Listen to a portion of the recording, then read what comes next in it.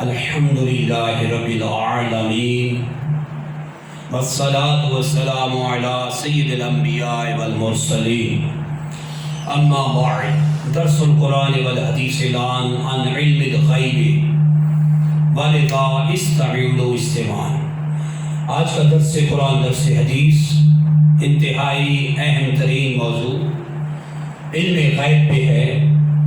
علم غیب کی تعریف کیا ہے، اللہ کا علم غیب کیا ہے، اور اس کے رسولوں کے لیے علم غیب کا حکم کیا ہے، اللہ نے کیا انبیاء رسولوں کو علم غیب عطا فرمایا۔ قرآن اور حدیث سے اس کی صحیح رہنمائی لے لیتے ہیں۔ خلاق عالم جل شانہ نے قرآن مجید میں ارشاد فرمایا قُلْ لَا يَعْلَمُ مَنْ فِي السَّمَاوَاتِ وَالْأَرْضِ، فرما دیجئے زمین و آسمان میں جو بھی ہیں، مَنْ فِي السَّمَاوَاتِ وَالْأَرْضِ، زمین و آسمان میں جو بھی ہیں بذات خود غیب نہیں جانتے۔ بذات خود اللہ کے بتائے بغیر بذات خود غیب نہیں جانتے۔ وما یشعرون ایان یبعثون، اور انہیں یہ بھی شعور نہیں ہے کہ انہیں کب اٹھایا جائے گا۔ یہ آیت مبارکہ، اس آیت مبارکہ یہ سورہ نمل کی 5ویں رکوع کی آیت ہے۔ سورہ نمل کی خلاق عالم جل شانہ و والو نے اس صورت میں کفار اور مشرکین کی بد عقیدگیوں اور ان کی شرک کی جتنی خرافات تھی ان کا رد فرمایا، اور ایسے دندان شکن دلائل فرما دیے کہ ان کے پاس اس کا جواب تھا، نہ قیامت تک شرک میں مبتلا ہونے والی کسی قوم کے پاس اس کا جواب ہے۔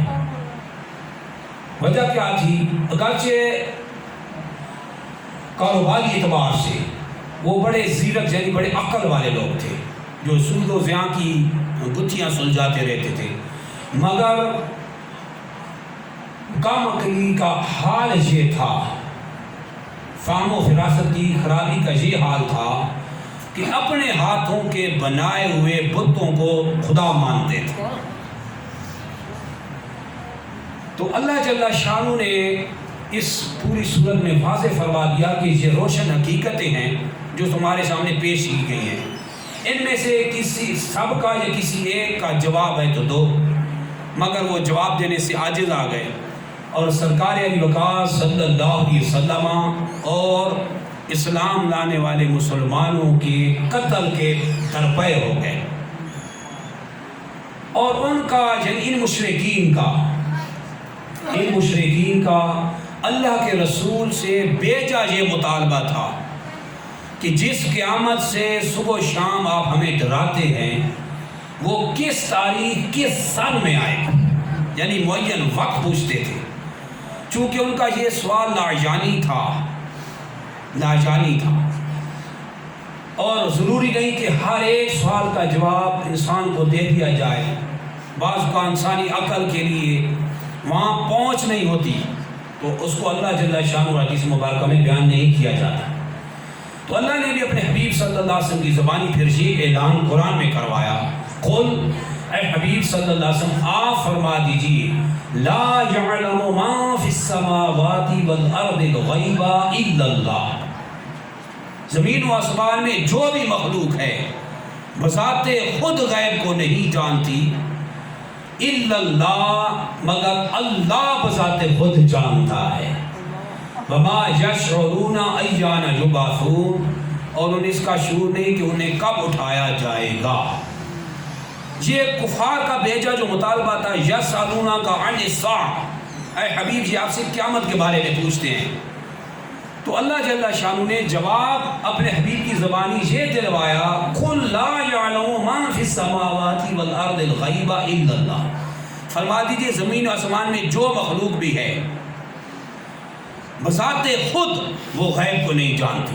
بذات خود جاننا یہ اللہ کی صفات ہے، یہ اللہ کی صفت ازلی ہے، قدیمی ہے۔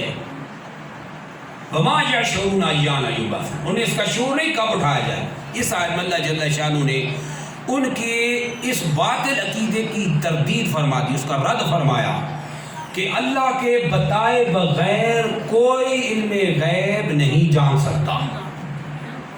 یہی مسلمانوں کا عقیدہ ہے اور یہی الحمدللہ اہل سنت کا عقیدہ ہے۔ اللہ کے بتائے بغیر کوئی بھی غیب کو نہیں جان سکتا۔ اب دیکھنا یہ ہے کہ اللہ نے یہاں فرمایا اپنی ذات کے علاوہ اللہ نے علم غیب کی نفی کی ہے کہ اس کے بتائے بغیر کوئی نہیں جانتا۔ بذات خود علم غیب جاننا اس کی صفت قدیمی ازلی ہے، اس کا علم غیر محدود غیر متناہی ہے، نہ تو اس کی حد ہے نہ اس کی ابتدا نہ اس کی انتہا ہے، اس کا اپنا ہے، ذاتی ہے، اس نے کسی سے سیکھا نہیں ہے۔ جی اللہ نے اس آیت میں اس کی وضاحت فرما دی، لیکن اللہ نے اس آیت میں یہ نہیں فرمایا کہ اس کے بتائے بغیر، اس کے بتائے ہوتے ہوئے بھی کوئی نہیں جان سکتا۔ اللہ نے اس کی نفی نہیں فرمائی، اللہ نے اس کی نفی نہیں فرمائی کہ جب وہ بتائے تب بھی کوئی نہیں جان سکتا۔ اسی بات کو خود قرآن نے دوسری آیت میں وضاحت کے ساتھ بیان کر دیا۔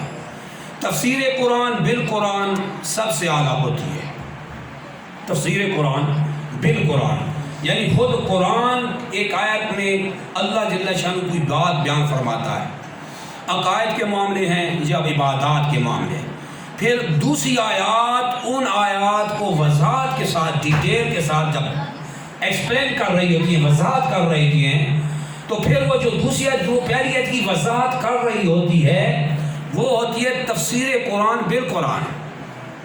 تو اللہ کے عالم جل شانہ نے اس آیت کی تفسیر دوسری آیت سے فرما دی، فرمایا عالم الغیب،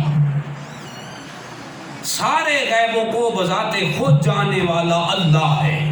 عالم الغیب صرف اللہ ہے۔ فلا یظہر علی غیبہ احدا الا من ارتضی من رسول، اپنے غیبوں پر اپنے پسندیدہ رسولوں کو ہی اللہ آگاہ فرماتا ہے۔ بڑی اہم بات آ گئی، اس آیت نے سارے عقدے حل کر دیے، ساری پیچیدگیاں حل کر دی۔ پیچھے کی آیت میں تھا قل لا یعلم من فی السماوات والارض الغیب الا اللہ، وہ مشرکین کے سوال کا جواب تھا، وہ قیامت کا معین وقت پوچھتے تھے، اللہ نے اپنے حبیب کو معین وقت بتا دیا تھا مگر اظہار کرنے کی اجازت نہیں تھی۔ سرکار نے دن بھی بتا دیا، مہینہ بھی بتا دیا، 10 محرم جمعہ کا دن، مگر سرکار نے سن نہیں بتایا، فکس نہیں کیا، اللہ کی طرف سے اس کو بتانے کی اجازت نہ تھی۔ تو یہ مشرکین کی اس سوال یعنی سوال کے رد میں اللہ نے یہ آیت نازل فرمائی۔ اب اس آیت کو لے کے یہ کہنا کہ نعوذ باللہ اللہ نے انبیاء علیہ السلام یا رسولوں کو علم غیب عطا ہی نہیں دیا، تو یہ بہت سی آیات صحیحہ اور حدیث صحیحہ کے خلاف ہوگا، اور ایک نہیں کئی آیات کا انکار ہونے کی وجہ سے دار اسلام سے آدمی خارج ہو جائے گا۔ اس کی ڈیٹیل ہم بیان کرتے ہیں، کیونکہ عالم الغیب فلا یظہر علی غیبہ احدا الا من ارتضی من رسول، جو اللہ فرماتا ہے بذات خود غیبوں کو جاننا یہ اللہ کی صفت، عالم الغیب اللہ ہے۔ جی اہل سنت کا عقیدہ جو قرآن نے بیان کیا، فلا یظہر علی غیبہ احدا الا من ارتضی من رسول، ہاں اپنے پسندیدہ رسولوں کو اللہ جو چاہتا ہے چنتا ہے، علوم غیب پر مطلع فرماتا ہے، علوم غیب عطا فرماتا ہے، اس پہ آگاہی دیتا ہے۔ فسر امام المفسرین سیدنا و مولانا عبداللہ ابن عباس، امام المفسرین عبداللہ ابن عباس اور تمام عربی کے جید مفسرین جن کا کسی پر کوئی اختلاف نہیں ہے، فلا یظہر علی غیبہ احدا الا من ارتضی من رسول کی تفسیر میں فرماتے ہیں امام المفسرین اور تمام جید مفسرین، الا من اختارہ من الرسل فإنه يطلع على بعض الغیب بالوحی، اللہ جل شانہ اپنے رسولوں میں سے جس کو چاہتا ہے چنتا ہے، اور بذریعہ وحی کے ذریعے اللہ بعض علوم غیبیہ پر مطلع فرماتا ہے، بعض علوم غیبیہ عطا فرماتا ہے، ان کی آگاہی دے دیتا ہے۔ آپ قرآن کی دوسری آیت اور اس تفسیر جو تمام جید مفسرین کی تفسیر اور امام المفسرین کی تفسیر ہے، اس سے واضح ہو گیا کہ اللہ کا علم غیب کے بارے میں جو عقیدہ اللہ نے ہمیں سکھایا وہ یہ ہے کہ بذات خود عالم الغیب اللہ ہے۔ اب نبی کو عالم الغیب نہیں کہہ سکتے، نبی کو عالم بالغیب کہہ سکتے ہیں۔ بڑی اہم بات ہے، توجہ کے ساتھ سننا۔ آبائی سب غیب سے خبردار، یہ نبی کی صفت ہے، اور بذات خود علم غیب کو جاننا یہ اللہ کی صفت ہے۔ اس کی الوہیت، شان الوہیت یعنی خدا ہونے، اللہ وحدہ لا شریک ہونے کی جو ذاتی صفات ہیں، یہ اللہ کی ذاتی صفات میں سے ایک ہے، یہ بھی ایک صفت ہے، بذات خود علم غیب کو جاننا۔ اور جب وہ انبیاء کو اپنا علم غیب جتنا وہ چاہے، بعض علوم غیبیہ، بعض علم غیب جو عطا کرتا ہے، جب وہ عطا کرتا ہے تو نبیوں کے پاس علم غیب آتا ہے۔ جب اللہ عطا فرماتا ہے تو وہ عطا کرنا اللہ ہی کا ہوتا ہے۔ تو جب نبی غیب کی خبر دیتا ہے تو اللہ کے حکم سے دے رہا ہوتا ہے، اس کے اذن سے دیتا ہے۔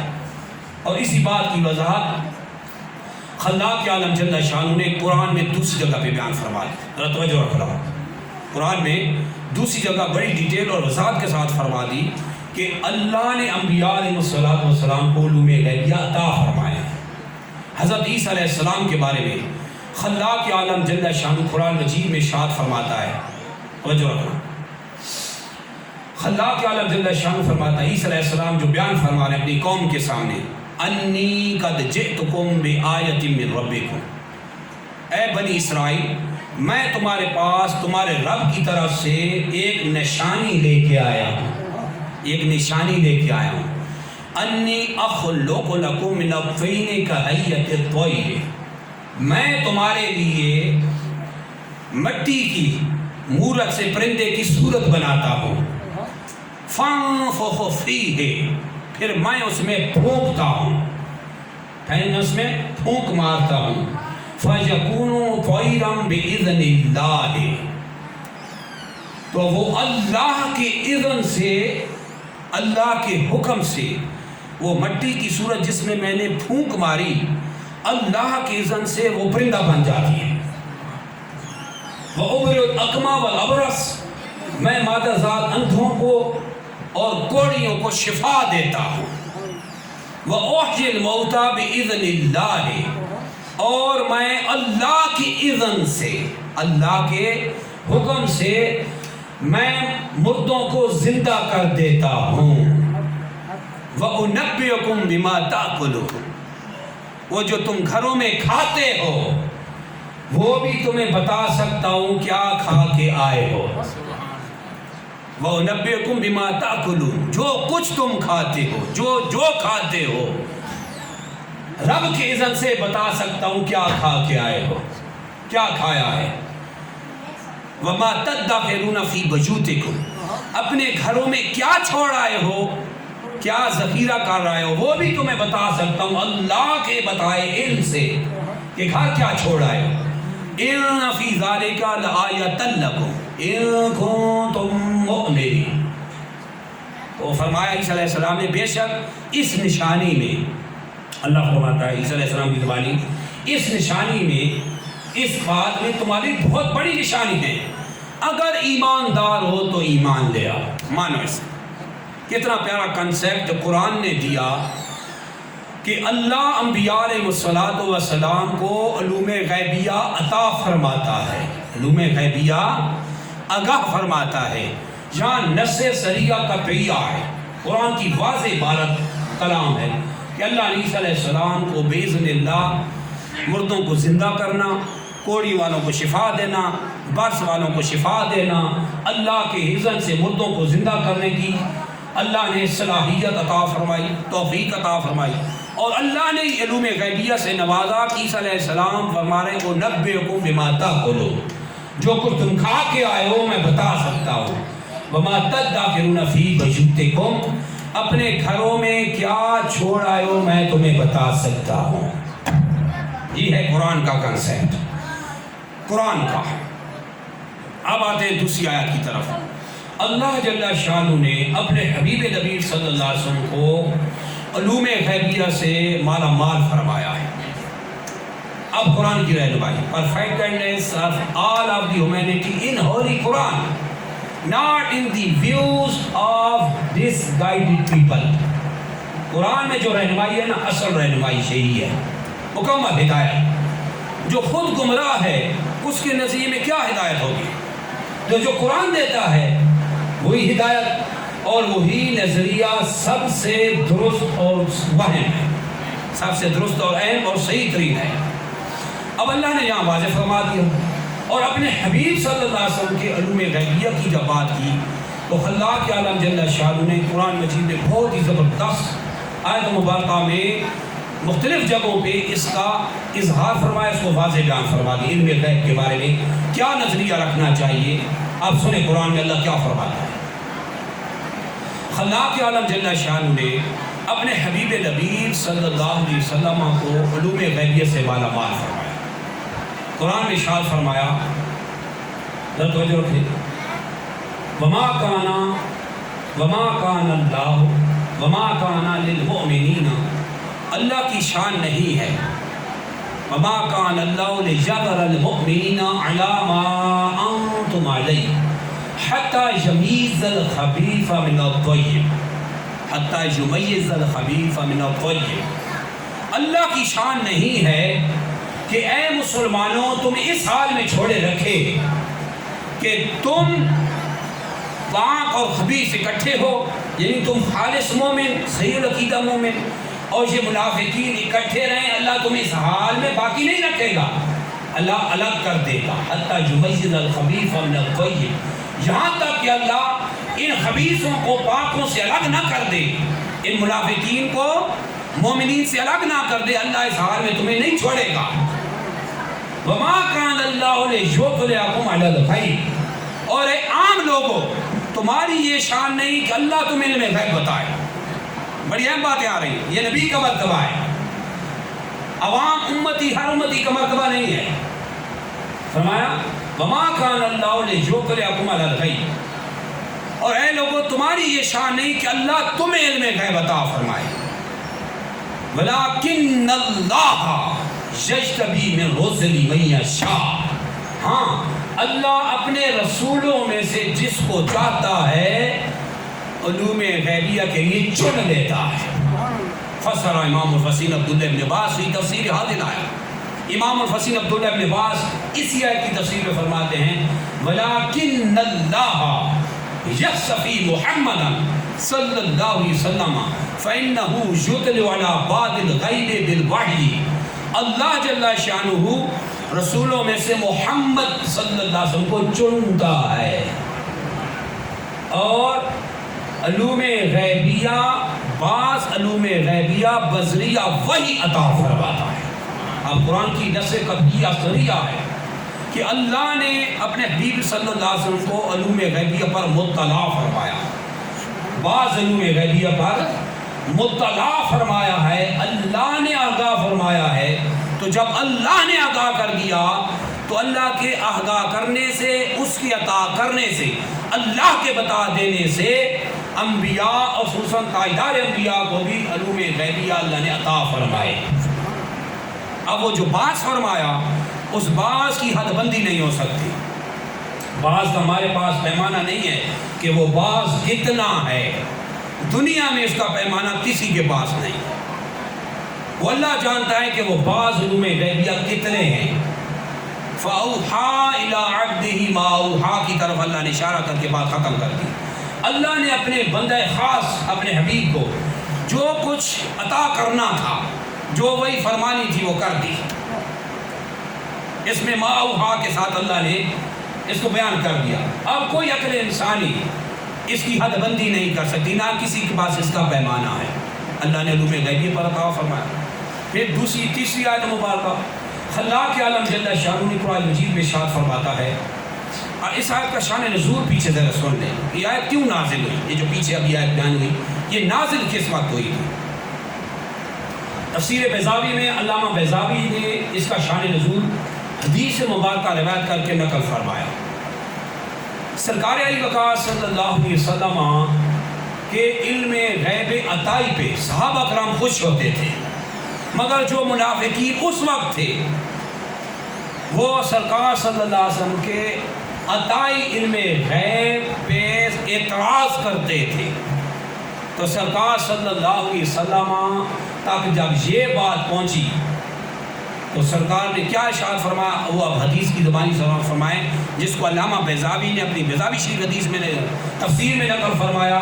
روی عن نبی صلی اللہ علیہ وسلم انہ قال، سرکار علی وقار صلی اللہ علیہ وسلم سے مروی ارشاد فرمایا، اعرضت علی امتی، میری امت دعوت مجھ پہ پیش کی گئی، میری امت دعوت مجھ پہ پیش کی گئی۔ امت دعوت کس سے کہتے ہیں؟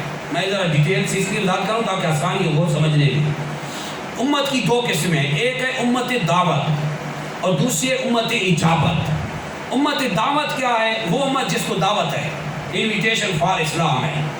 سارے دنیا میں جو اسلام جو انسان ہے، جس فرقے سے بھی ہے، جس کو بھی نعوذ باللہ اللہ کے علاوہ خدا مان کے پوچھ رہے ہیں، جو بھی انسان دنیا میں، ان کو انویٹیشن دعوت ہے کہ اسلام قبول کر لیں، اس کو کہتے ہیں امت دعوت۔ اور ایک ہے امت اجابت۔ امت اجابت کیا ہے؟ جس کو اللہ جل شانہ نے ایمان کی توفیق دی، سارے انبیاء پر، ذریات دین پر، تاجدار انبیاء صلی اللہ علیہ وسلم پہ ایمان لایا، یہ ہے امت اجابت۔ جو سرکار پہ ایمان لایا یہ کون ہے؟ امت اجابت۔ یہ دو قسمیں امت کی۔ سرکار فرماتے ہیں اعرضت علی امتی، میری امت دعوت یعنی ساری انسانیت میرے سامنے پیش کی گئی۔ وہ علمت، یہ افعال قلوب میں سے علمت، اور مجھے بتا دیا گیا، یعنی اللہ نے بتایا، مجھے بتا دیا گیا، من یؤمن بی ومن یکفر، کہ اے حبیب کون آپ پہ ایمان لائے گا، کون مجھ پہ ایمان لائے گا، اور کون میرا انکار کر کے کافر رہے گا۔ فقال المنافقون، تو منافقین کہنے لگے، انہو یزعم، یہ اللہ کے رسول نبی آخر الزمان یہ سمجھتے ہیں، انہو یعرف من یؤمن بہ ومن یکفر، کہ یہ جانتے ہیں کہ کون ان پہ ایمان لائے گا قیامت تک اور کون ان کا انکار کر کے کافر رہے گا۔ ان کا یہ دعویٰ ہے، وَنَحْنُ مَعَهُ وَلَا يَعْرِفُنَا، آٹھوں پیر ہم ان کے ساتھ رہتے ہیں۔ ذرا توجہ رکھنا، آٹھوں پیر ان کے ساتھ رہتے ہیں، ہم ان کے ساتھ ہیں، اٹھتے بیٹھتے ہیں، آتے جاتے ہیں۔ وَلَا يَعْرِفُنَا، یہ ہمیں تو پہچان نہ سکے کہ ہم مومن ہیں۔ جو منافق نعوذ باللہ دعویٰ یہ کرتے ہیں کہ قیامت تک جو بھی ان پہ ایمان لائے گا یہ اس کو جانتے ہیں، جو انکار کرے گا اس کو بھی جانتے ہیں۔ منافقین نے جب یہ کہا، یہ منافقین کا جملہ تھا، فَأَنزَلَ اللَّهُ هَذِهِ الْآيَةَ، تو اس وقت اللہ نے یہ آیت نازل فرمائی۔ کس وقت؟ منافقین نے جب سرکار کے علوم غیبیہ عطائیہ، یعنی اللہ نے جو علوم غیب عطا فرمائے اس کا جب رد انکار کیا تو اللہ نے منافقین کے سارے پردے اٹھا دیے۔ فَأَنزَلَ اللَّهُ هَذِهِ الْآيَةَ، اس وقت یہ آیت نازل فرمائی، وَمَا كَانَ لِلْمُؤْمِنِينَ، اے مومنین تمہارا یہ حال نہیں ہوگا۔ وَمَا كَانَ اللَّهُ لِيَذَرَ الْمُؤْمِنِينَ، اللہ کی شان نہیں ہے کہ مومنین تم اس حال میں چھوڑے رکھے کہ تم منافقین کے ساتھ رہو اور چھانٹ نہ ہو، کانٹ چھانٹ علیحدگی نہ ہو، حتیٰ یمیز الخبیث من الطیب، حتیٰ یمیز الخبیث من الطیب، فی قرأۃ اخری، دوسری قرأت میں، یہاں تک کہ ان خبیث منافقین کو جو آپ کے علوم غیبیہ جو ہم نے عطا کیے ہیں اس پہ جو اعتراض کر رہے ہیں، جب تک ان خبیث لوگوں کو پاک مومنین سے الگ نہ کر دیں، اللہ فرماتا ہے ہماری شان نہیں کہ تم اس حال میں چھوڑے رکھیں۔ یہ ہے اس وقت نازل ہوئی۔ پھر فرمایا وَمَا كَانَ اللَّهُ لِيُطْلِعَكُمْ عَلَى الْغَيْبِ، اور اللہ کی شان نہیں کہ اے عام لوگوں تمہیں نے غیب بتائے، ولیکن اللہ یجتبی من رسلہ من یشاء، ہاں اللہ اپنے رسولوں میں سے جس کو چاہتا ہے علوم غیبیہ عطا فرماتا ہے۔ لیکنہ کا استعمال ہوتا ہے جب کوئی بندہ پیچھے کلام کرے اور کلام میں ایسی بات ہو جو وہم پیدا کر دے، اس وہم کو اٹھانے کے لیے اور ختم کرنے کے لیے عربی کلام میں لاکنہ کا لفظ استعمال ہوتا ہے۔ قرآن میں پڑھتے ہو نا ولاکنہ، تو اللہ نے فرمایا وما کان اللہ لیطلعکم علی الغیب، اے لوگوں تمہاری شان نہیں کہ اللہ تمہیں علم غیب بتائے۔ تو ذہن میں وہم پیدا ہوا کہ مطلب اللہ نے کسی کو نہ دیا، تو ولاکنہ کے ساتھ اس وہم کو اٹھا دیا، ولاکن اللہ لدفع التوام من کلام سابق، لیکنہ کب آتا ہے؟ پیچھے کلام میں وہم پیدا ہو، اس کو اٹھانے کے لیے عربی میں لاکنہ آتا ہے۔ ولاکن اللہ یجتبی من رسلہ من یشاء، ہاں اللہ اپنے رسولوں میں سے جس کو چاہتا ہے چن لیتا ہے، اپنے محبوب صلی اللہ علیہ وسلم کو چنتا ہے، علوم غیبیہ پر مطلع فرما دیتا ہے۔ واضح کر دیا اللہ نے، عقیدہ دے دیا کہ اللہ کا علم غیب ذاتی ہے، قدیمی ہے، ازلی ہے، غیر محدود، غیر متناہی، نہ اس کی ابتدا ہے نہ اس کی انتہا ہے، نہ اس کی حد بندی ہے، اس کا ذاتی ہے، عطائی نہیں، اس کو کسی نے نہیں سکھایا، اس کا اپنا ہے۔ جب وہ اپنا ذاتی علم غیب میں سے بعض میں انبیاء کو آگاہ فرماتا ہے تو انبیاء اور رسولوں کو بھی اللہ کے عطا فرمانے سے وہ علم غیب آ جاتا ہے۔ یہ قرآن نے واضح کر دیا۔ پھر اللہ کے علم جل شانہ قرآن مجید نے ارشاد فرمایا، توجہ رکھیے، وما هو علی الغیب بضنین، یہ نبی آخر الزمان میرے محبوب صلی اللہ علیہ وسلم غیب بتانے میں بخیل نہیں ہے، غیب بتانے میں بخیل نہیں، ہم ان کو اتنا علم غیب عطا فرمائے کہ بخیل کو خل نہیں کرتے، یہ تو سرکار کی شان ہے۔ وما هو علی الغیب بضنین، نص قطعیہ صریحہ ہے، قرآن ہے۔ اللہ فرماتا ہے اے حبیب، میرے حبیب صلی اللہ علیہ وسلم غیب بتانے میں بخیل نہیں ہے۔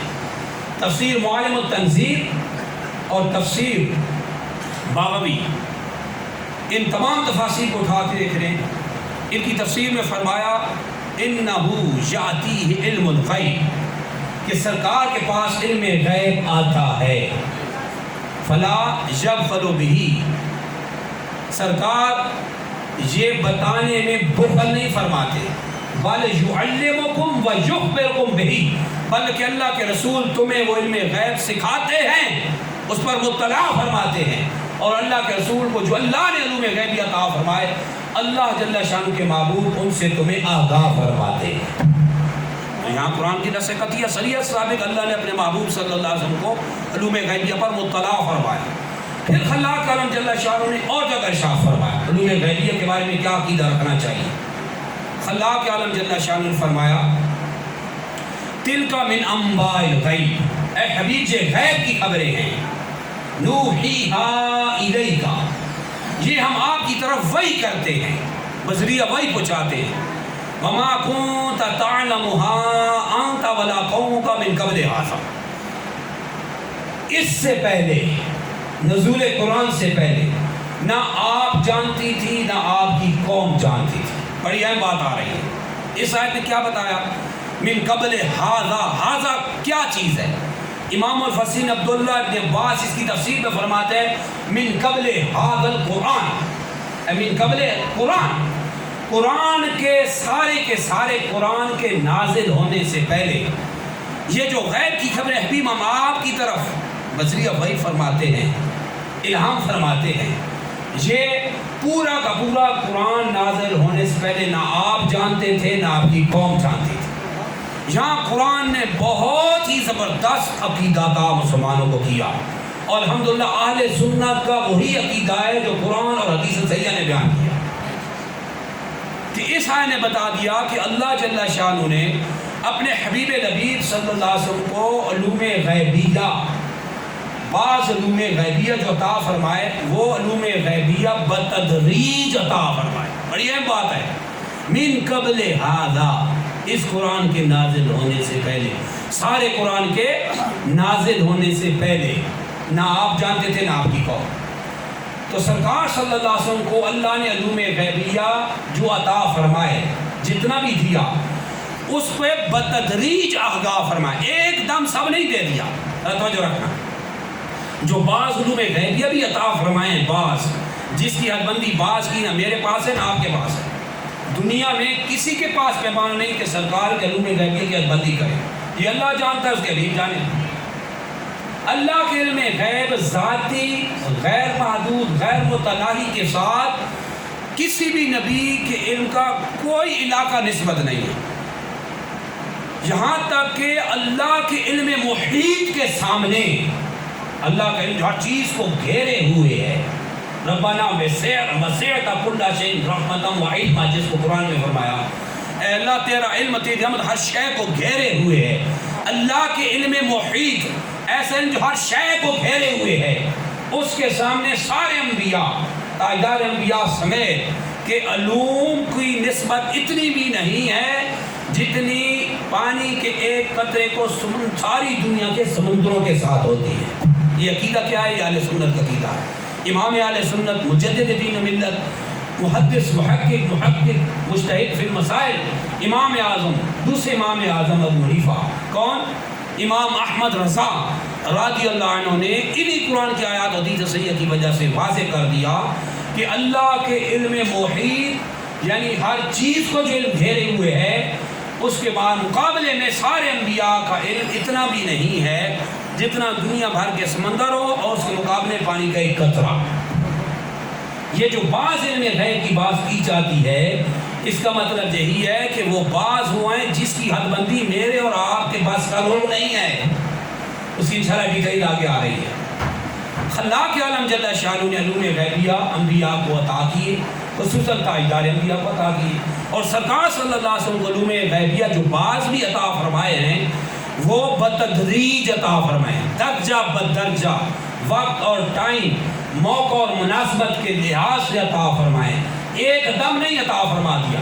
یہ بڑی اہم بات ہے، بہت اہم بات۔ اسی کی وجہ ہی بات نہ سمجھنے کی وجہ سے امت کی ایک تعداد ہے جو گمراہی میں گر رہی ہے، سرے سے علم غیب عطائی کا انکار کر کے دارالسلام سے خارج ہو رہی ہے، کیونکہ نص قطعیہ سے صاحب ہے اللہ نے انبیاء کو علم غیبیہ عطا فرمائے ہیں۔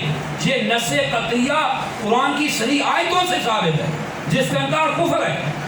امت کی ایک تعداد ہے بدبختوں کی جو ناعلمی اور جہالت یا ضد یا ہٹ دھرمی کی وجہ سے سیدھے انکار کر دیا، اسلام سے خود کو خارج کرتے ہیں، دوسروں کو بھی اس بھی گہری بری وادی میں گرانے کی کوشش کرتے ہیں۔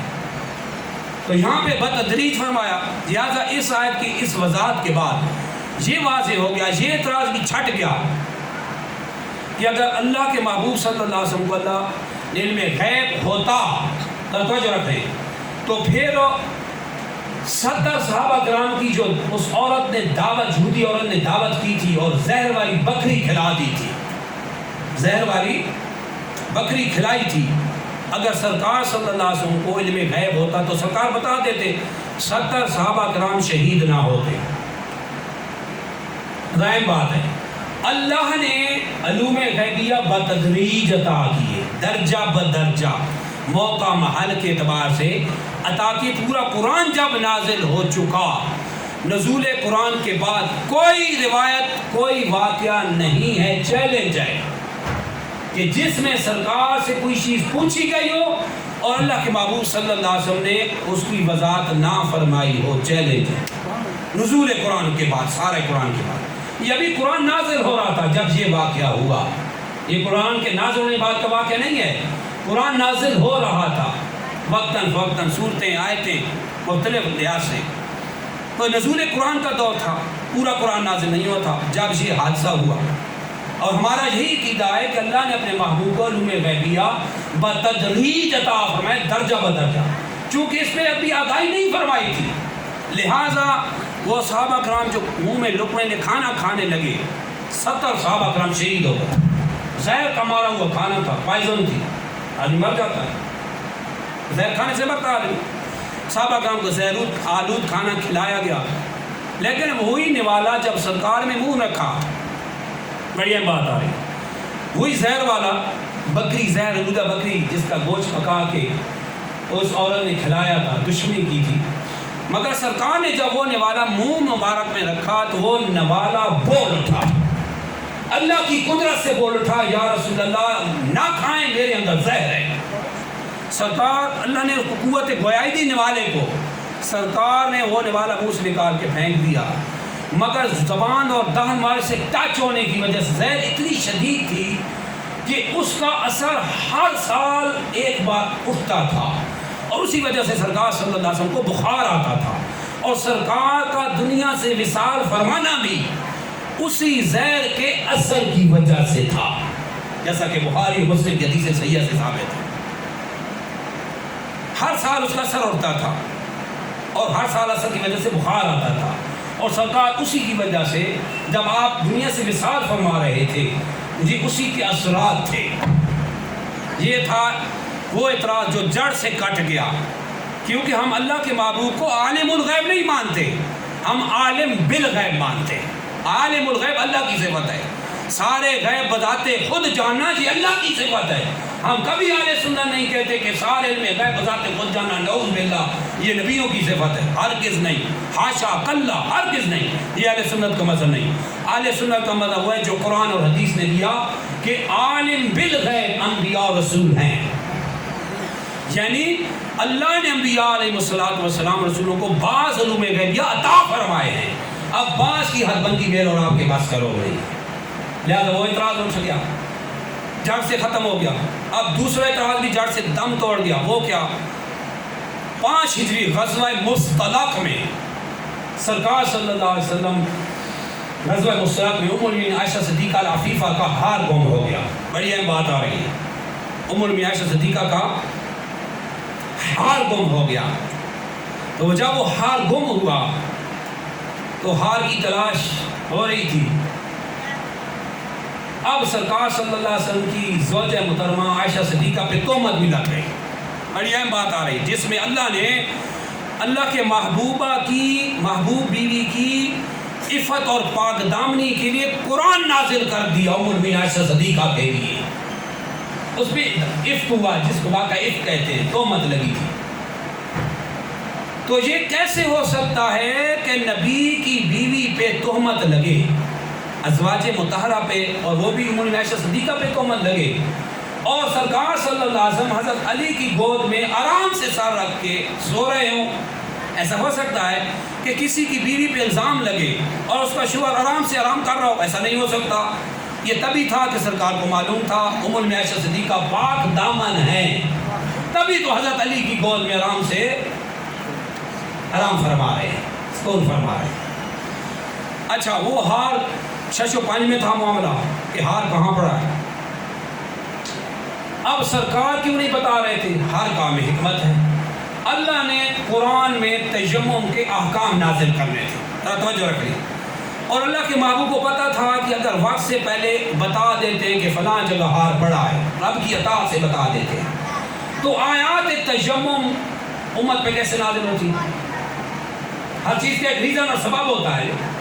تیمم کیا کہ کیوں نازل ہوئی؟ تیمم جب آدمی وضو اور غسل نہ کر سکے تو اللہ نے اس کا خلیفہ دیا وضو کی بجائے تیمم کر لو، نہا نہیں سکتے ایسی بیماری ہے کہ مسئلہ ہے تو وہ تیمم کر لو، بالکل وہ پاک ہی ہے، جیسے وضو جیسے غسل ایسے تیمم اسی طرح پاک کرتا ہے۔ اب تیمم کی آیت نازل ہونی تھی، سرکار جان بوجھ کے اسی لیے آرام سے لیٹے ہوئے ہیں۔ اب ڈیلے ہو رہا ہے، جب نماز کا وقت آیا، ٹائم تو گزرتا ہے، نماز کا وقت، قافلہ ویرانی میں تھا، قافلہ جہاں ٹھہرا ہوا تھا ہاتھ گم تھا، ویران جگہ تھی، دور دور تک پانی کا نام و نشان نہیں تھا۔ اب نماز کا وقت آ گیا، اب ظاہر ہے نماز کے لیے طہارت ہے، وضو کرنا ہے، پانی پینا ہے، طہارت کرنی ہے، پانی کی ضرورت ہے، اس کے بغیر تو طہارت نہیں ہوگی، غسل وغیرہ وضو وغیرہ جو بھی حاجت ہے۔ اب جب مسلمانوں کو شدت ہوئی نا کہ اب کیا کریں، پانی نہیں ہے، وضو کیسے کریں، نماز کیسے پڑھی جائے گی، جب شدت ہوئی نا تو اللہ جل شانہ نے قرآن میں آیات تیمم نازل کروا دی، تیمم کے احکامات نازل کر دیے۔ فَإِن لَّمْ تَجِدُوا مَاءً فَتَيَمَّمُوا صَعِيدًا طَيِّبًا، اللہ نے فرمایا اگر پانی نہ ملے، تمہیں پانی نہ میرے پانی کو نہ پاؤ، ایسے ایریے میں چلے گئے ہو جگہ میں، تو اللہ نے فرمایا کہ پھر پاک مٹی سے تیمم کر لو۔ جب یہ آیتیں نازل ہوئی نا، اب سرکار نے کیا کیا، توجہ رکھنا، اب سرکار صلی اللہ علیہ وسلم، آیتیں نازل ہو چکی تو سرکار نے فرمایا فلاں اونٹنی کو اٹھاؤ۔ اب توجہ رکھنا، بڑی اہم بات ہے، فلاں اونٹنی کو اٹھاؤ۔ جب وہ اونٹنی اٹھائی گئی تو ہار اس کے نیچے پڑا تھا، اور سرکار پہلے ہی بتا سکتے تھے کہ اونٹنی اٹھا دو، کیوں پریشان ہو رہے ہو، ہار ملتا ہے، پڑا ہی وہاں ہے۔ اس لیے نہیں بتایا کہ یہ جو ڈیلے کیا جا رہا تھا، یہ ابھی فوری طور پہ نہیں بتایا جا رہا تھا، حکمت یہ تھی آیات تیمم نازل ہونے والی تھی، ڈیلے کیا گیا اللہ کے حکم سے، سرکار نے اس کو ڈیلے کیا یہاں تک کہ قرآن میں تیمم کی آیتیں نازل ہو گئی۔ جب تیمم کی آیتیں نازل ہوئی تو سرکار نے فرمایا فلاں اونٹنی کو اٹھاؤ، ہار اس کے نیچے ہے۔ جب اونٹنی اٹھائی گئی تو واقعی ہار اس کے نیچے پڑا تھا۔ اللہ اندازہ لگائیں، یہ اعتراض بھی جڑ سے کٹ گیا کہ غزوہ بنی مستلق میں ام النعش صدیقہ کا جب ہار گم تھا تو سرکار نے کیوں نہیں بتایا؟ آپ سمجھ آئی کہ کیوں نہیں بتایا، اور یہ بھی سمجھ آ گئی کہ پھر کیوں بتا دیا؟ اگر نہیں تھا، پتہ ہی نہیں تھا، اللہ نے نہیں عطا فرمایا تھا کہ یہ علم ہے کہ ہار کہاں پڑا ہے، تو پھر آیات تیمم نازل ہونے کے بعد بھی سرکار نہ بتاتی اونٹنی کے نیچے پڑا ہے، بعد میں بتا دیا، تو واضح ہو گیا کہ بعد میں بتانا اس وجہ سے تھا کہ قرآن میں تیمم کی آیتیں نازل ہونے والی تھی، تو اللہ نے اپنے محبوب کو اس لیے یہ ڈیلے کروایا۔ سرکار اس لیے تو آرام سے حضرت علی کرم اللہ وجہ الکریم کی گود میں سارا کے آرام فرما رہے ہیں، یہ ہے وجہ۔ ہر چیز فوری طور پہ بتائی جائے یہ ضروری نہیں ہوتا، اس میں بھی حکمتیں ہوتی ہیں۔